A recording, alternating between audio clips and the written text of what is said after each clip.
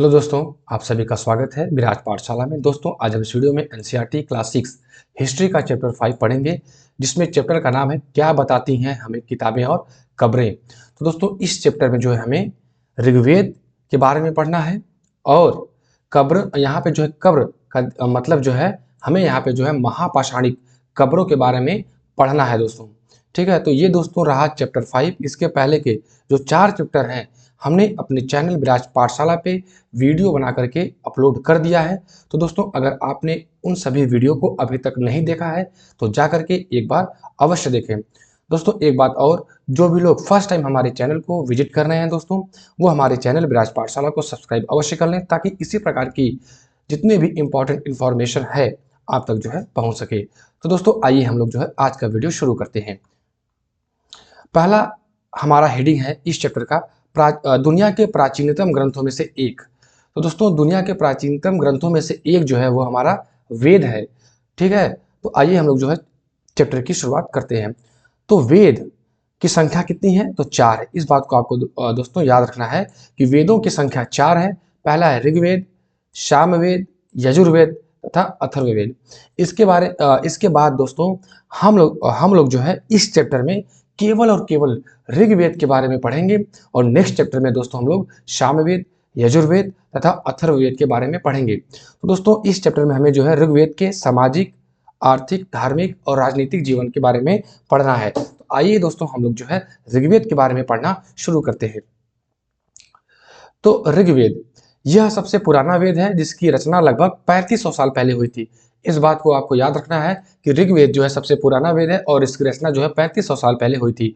Next point है, ऋग्वेद में 1000 से ज्यादा प्रार्थनाएं हैं जिन्हें सूक्त कहा गया है। तो सूक्त क्या है दोस्तों? तो जो ऋग्वेद की प्रार्थनाएं हैं उन्हीं को क्या कहा गया है? सूक्त कहा गया है। दोस्तों, इसमें 1000 से ज्यादा, या अगर हम एग्जैक्ट बात करें तो उसमें जो है 1028 प्रार्थनाएं दी गई हैं। इन्हें जो है ऋचाएं भी कहा जाता है। इस बात को आपको याद करना है। नेक्स्ट पॉइंट है, सूक्त का मतलब है अच्छी तरह से बोला गया। ये विभिन्न देवी देवताओं की स्तुति में रचे गए थे। तो दोस्तों, सूक्त की रचना क्यों हुई थी? तो देवी देवताओं की स्तुति में इनकी रचना की गई थी। आइए दोस्तों देखते हैं नेक्स्ट पॉइंट। देखिए, ऋग्वेद में 3 देवता बहुत ही महत्वपूर्ण हैं। कौन से? तो पहले हैं अग्नि। पहले नंबर पे हैं वो अग्नि हैं, जिन्हें आग के देवता के रूप में जाना जाता है। दूसरे हैं इंद्र, जिन्हें युद्ध के देवता के रूप में जाना जाता है। तीसरे हैं सोम। सोम देखिए दोस्तों, एक पौधा है जिससे एक खास पेय बनाया जाता था। पेय का मतलब होता है वे पदार्थ जिसे पिया जा सके। देखिए दोस्तों, आप लोगों ने जो है सोमरस के बारे में बहुत सुना होगा। तो जो वो सोमरस था, इसी सोम नामक पौधे से बनाया जाता था। आइए देखते हैं नेक्स्ट पॉइंट। वैदिक प्रार्थनाओं की रचना ऋषियों ने की थी। अधिकांश सूक्तों के रचयिता सीखने और सिखाने वाले पुरुष थे। कुछ प्रार्थनाओं की रचना महिलाओं ने भी किया था। तो दोस्तों, ये पॉइंट आपको याद रखना है कि वैदिक प्रार्थनाओं की रचना वैसे तो अधिकांश पुरुषों ने किया था, लेकिन कुछ प्रार्थनाओं की रचना महिलाओं ने भी किया है। आइए देखते हैं नेक्स्ट पॉइंट। ऋग्वेद की भाषा जो थी वो प्राक संस्कृत या वैदिक संस्कृत कहलाती थी। तो दोस्तों, जो ऋग्वेद की भाषा क्या थी? तो वो प्राक संस्कृत या वैदिक संस्कृत थी। आइए देखते हैं नेक्स्ट पॉइंट, और बहुत ही इंपॉर्टेंट पॉइंट है दोस्तों। ये बात को आपको याद रखना है कि ये वाला पॉइंट आपको याद रखना है। ये वेरी इंपॉर्टेंट किस श्रेणी में आता है। ठीक है दोस्तों, तो आइए हम लोग जो है देखते हैं क्या है ये। तो संस्कृत भाषा भारोपीय यानी भारत यूरोपीय भाषा परिवार का हिस्सा है, पहला पॉइंट। दूसरा पॉइंट है, पूर्वोत्तर प्रदेशों में तिब्बत वर्मा परिवार की भाषाएं बोली जाती हैं। तो देखिए दोस्तों, पूर्वोत्तर प्रदेशों में कौन सी भाषा बोली जाती है? तो वो है तिब्बत वर्मा परिवार की भाषा बोली जाती है। अगर हम बात करें कि पूर्वोत्तर प्रदेश है कौन सा या किसे कहा जाता है, तो दोस्तों भारत के जो पूर्व में पड़ते हैं जितने राज्य, जैसे कि आपका हो गया अरुणाचल प्रदेश, नागालैंड, मणिपुर, इसके बाद मेघालय, नागालैंड, ये सब क्या है? पूर्वोत्तर प्रदेश है। और यहाँ पे जो है तिब्बत वर्मा परिवार की भाषाएं बोली जाती हैं। तो दोस्तों, ये हो गया 2 पॉइंट। आइए देखते हैं तीसरे पॉइंट को। तो देखिए, तमिल, तेलुगु, कन्नड़ और मलयालम द्रविड़ भाषा परिवार की भाषाएं हैं। तो द्रविड़ भाषा परिवार की भाषाएं कौन कौन सी हैं? एकदम इसको रट लीजिए। तो तमिल, तेलुगु, कन्नड़ और मलयालम द्रविड़ भाषा परिवार की भाषाएं हैं। नेक्स्ट पॉइंट और चौथा पॉइंट, झारखंड और मध्य भारत में बोली जाने वाली भाषाएं ऑस्ट्रो एशियाटिक परिवार से जुड़ी हैं। तो दोस्तों ऑस्ट्रो एशियाटिक परिवार की जो भाषा है वो कहाँ बोली जाती है, तो वो झारखंड और मध्य भारत में बोली जाती हैं। तो दोस्तों इन चारों पॉइंट को आप लोग बहुत ही ध्यान से याद कर लीजिएगा। देखिए एक नोट मैंने आप लोगों के लिए लिखा हुआ है, उसको भी आप लोग ध्यान में रखेंगे। ऋग्वेद का उच्चारण किया जाता था और श्रवण किया जाता था, न कि पढ़ा जाता था। तो दोस्तों जैसा कि आज के दौर में हमारे पास किताबें हैं और उन किताबों का सहारा लेकर के हम लोग जो है कुछ चीज़ों को पढ़ते हैं, लेकिन उस समय ऋग्वैदिक काल में जब इसकी जो है रचना हो रही थी तो उस समय जो है किताबें मौजूद नहीं थी कि उन्हें जो है पढ़ा जा सके आज के तरीके से। उस समय क्या होता था, गुरु जो है उच्चारण करते थे यानी बोलते थे, और जो शिष्य होते थे वो उनको सुनते थे या श्रवण करते थे। उस समय जो उनको पढ़ा नहीं जाता था, इसका मतलब यही है और इसको आपको याद रखना है। देखिए नेक्स्ट पॉइंट है, ऋग्वेद में ऋषि विश्वामित्र, कौन, तो ऋषि विश्वामित्र और देवियों के रूप में पूजित दो नदियों व्यास और सतलुज के बीच वार्तालाप या संवाद दिया गया है। तो दोस्तों विश्वामित्र और देवियों के रूप में पूजित व्यास और सतलुज के बीच में वार्तालाप या संवाद कहाँ दिया गया है, दोस्तों वो दिया गया है ऋग्वेद में, और ये पॉइंट आपको जो है एकदम रट लेना है। नेक्स्ट पॉइंट है, ऋग्वेद में सरस्वती, सिंधु और उसकी सहायक नदियों का भी जिक्र है। गंगा और यमुना का उल्लेख सिर्फ एक बार हुआ है। ये पॉइंट भी आपको याद रखना है कि गंगा और यमुना का उल्लेख कितनी बार हुआ है, तो सिर्फ एक बार हुआ है। ये पॉइंट दोस्तों बहुत इंपॉर्टेंट है, अगर आप सीटेट का एग्जाम दे रहे हैं तो इसको भी आप लोग एकदम रट लीजिएगा। दोस्तों ये प्रश्न आपको कहीं ना कहीं देखने को जरूर मिलेगा। भुर्ज वृक्ष की छाल पर लिखी हुई एक ऋग्वैदिक काल की पांडुलिपि कश्मीर में मिली है। लगभग 150 वर्ष पहले ऋग्वेद को सबसे पहली बार छापने के लिए इसका उपयोग किया गया था।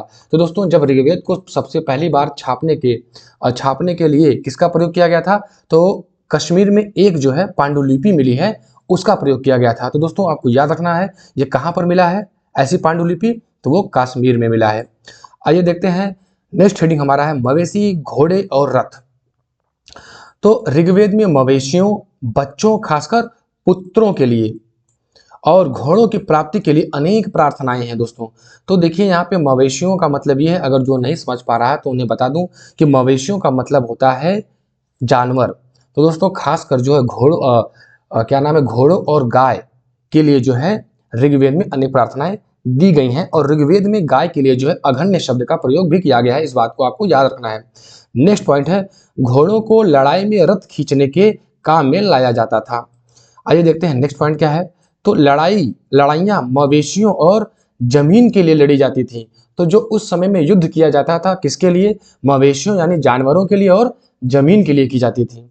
नेक्स्ट पॉइंट है, यज्ञ में देवी देवताओं को आहुति दी जाती थी, घी, अनाज और कभी कभी जानवरों की भी आहुति दी जाती थी। तो दोस्तों उस समय जो यज्ञ किए जाते थे तो उसमें जो है आहुति दी जाती थी। तो किसकी किसकी आहुति दी जाती थी, तो घी, अनाज और कभी कभी जो है दोस्तों जानवरों की भी आहुति दी जाती थी।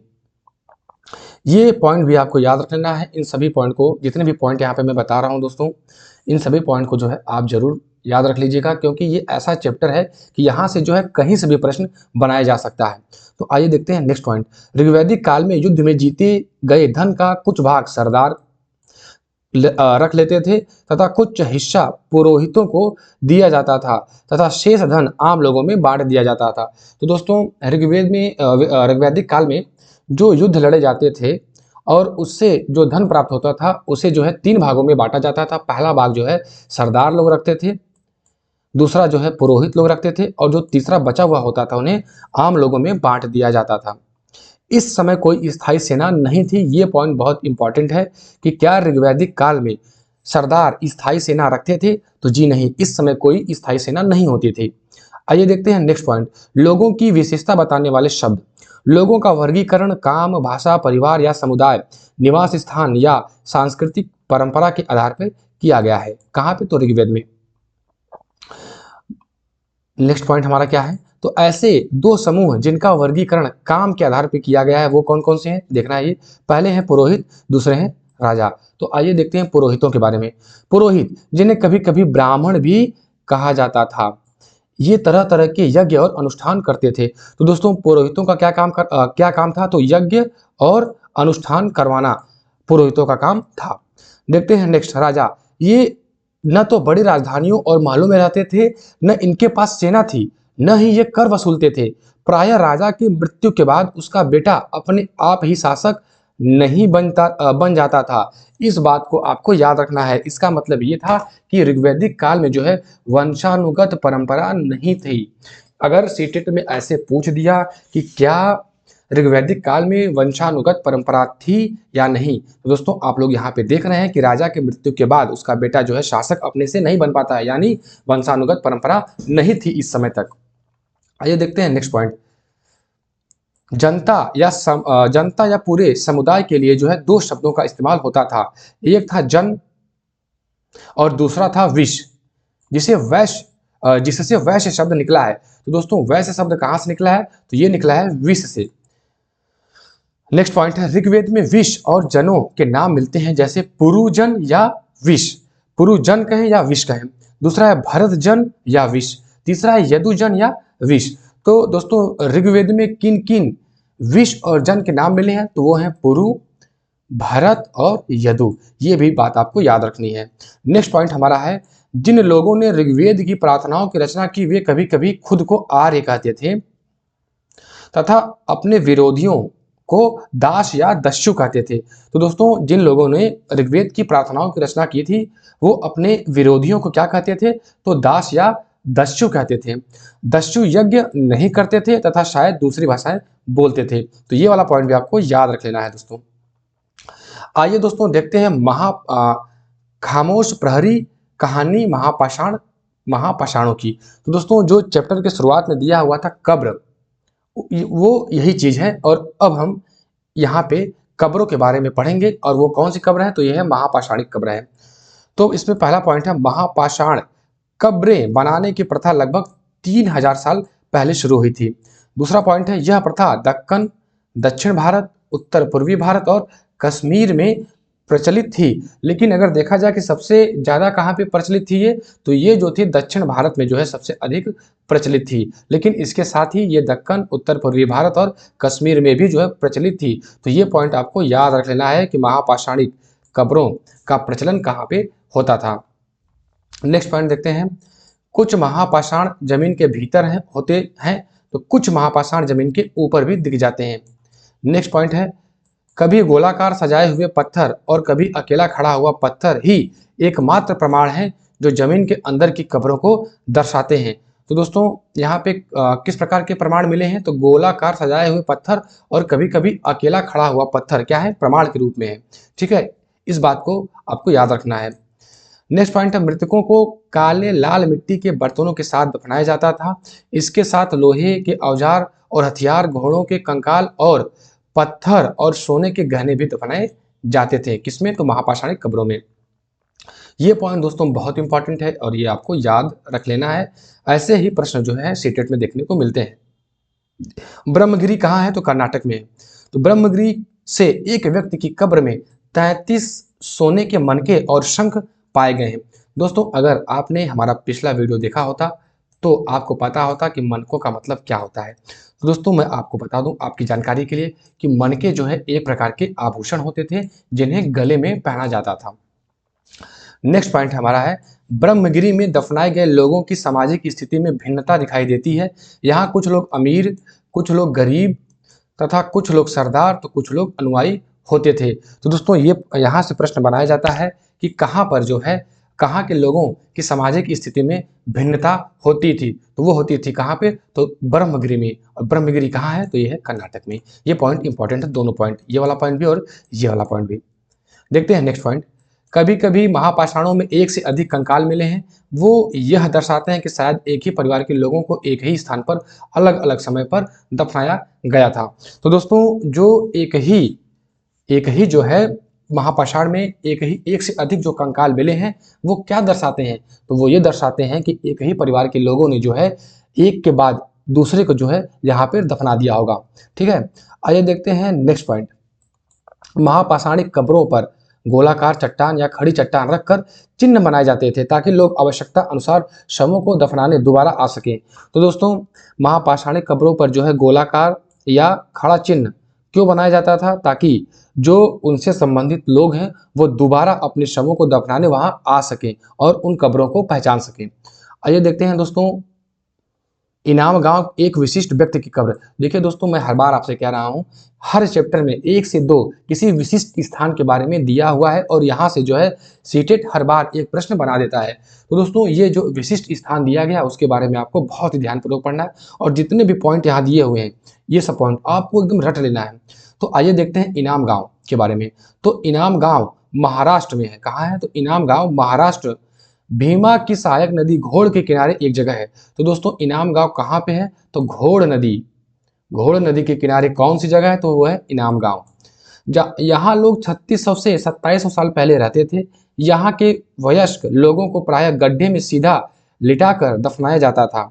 उनका सिर उत्तर की ओर होता था। तो दोस्तों, जिनको दफनाया जाता था उनका सिर किधर की ओर होता था? तो उनका सिर जो होता था वो उत्तर की ओर होता था। ये पॉइंट बहुत इंपॉर्टेंट है, आपको याद रखना है। इसके बाद ये भी पॉइंट जो है इनाम गांव के बारे में है, ये भी आपको याद ही रखना है। कई बार उन्हें घर के अंदर ही दफनाया जाता था। नेक्स्ट पॉइंट ये है और बहुत इंपॉर्टेंट पॉइंट है। यहाँ पर एक आदमी को 5 कमरों वाले मकान के आंगन में 4 पैरों वाले मिट्टी के एक बड़े से संदूक में दफनाया गया था। तो क्वेश्चन सीटेट में बन सकता है कि किस जगह पर एक आदमी को 5 कमरों वाले मकान के आंगन में 4 पैरों वाले मिट्टी के एक बड़े से संदूक में दफनाया गया था। तो वो कौन सी जगह होगी दोस्तों? तो वो होगी इनाम गांव। इस पॉइंट को याद रखना है। वैसे तीनों पॉइंट को आप लोग अगर याद रख लेंगे तो बहुत ही सही है और यहाँ से प्रश्न अगर बनेगा तो इन्हीं तीनों पॉइंट में से बनेगा, इससे बाहर नहीं बनेगा। दोस्तों, ये देखिए कुछ नोट हैं आप लोगों के लिए मैंने नोट किया हुआ है। आज से लगभग 2000 साल पहले चरक नाम के प्रसिद्ध वैद्य हुए थे। उन्होंने चिकित्सा शास्त्र पर चरक संहिता नाम की किताब लिखी थी। तो दोस्तों, जो चरक थे वो क्या थे? तो प्रसिद्ध वैद्य थे। और प्रश्न बन सकता है कि चरक संहिता किससे संबंधित है? तो वो चिकित्सा से संबंधित है। ठीक है दोस्तों, या तो इस तरीके से पूछ सकता है कि चरक संहिता जो है किस पर किताब लिखी गई थी? तो वो चिकित्सा शास्त्र पर एक किताब लिखी गई थी। इस पॉइंट को आपको याद रखना है, बहुत ही इंपॉर्टेंट पॉइंट है, कहीं ना कहीं ये प्रश्न आपको देखने को मिलेगा। देखिए दोस्तों, चरक ने मनुष्य के शरीर में 360 हड्डियां बताई थी। संभवतः चरक ने अपनी गिनती में दांत, हड्डियों के जोड़ और कार्टिलेज को जोड़कर संख्या बताई थी। दोस्तों, ये सामान्य जानकारी के लिए मैंने बताया था। ये पॉइंट आपको जो है याद रख लेना है। ठीक है, कि चरक संहिता किससे संबंधित है? चिकित्सा शास्त्र से संबंधित है। और चरक संहिता की रचना किसने किया था? तो चरक ने किया था। और चरक क्या थे? एक प्रसिद्ध वैद्य थे दोस्तों। तो दोस्तों, लास्ट तक बने रहने के लिए आपका बहुत बहुत धन्यवाद। अगर ये वीडियो आपको अच्छी लगी हो तो आप हमारे चैनल विराज पाठशाला को सब्सक्राइब अवश्य कर लें और हो सके तो इस वीडियो को लाइक कर दें तथा ज़्यादा से ज़्यादा इस वीडियो को शेयर भी कर दें। तो दोस्तों, आज के लिए इतना ही। मिलते हैं एक अगले वीडियो में। धन्यवाद।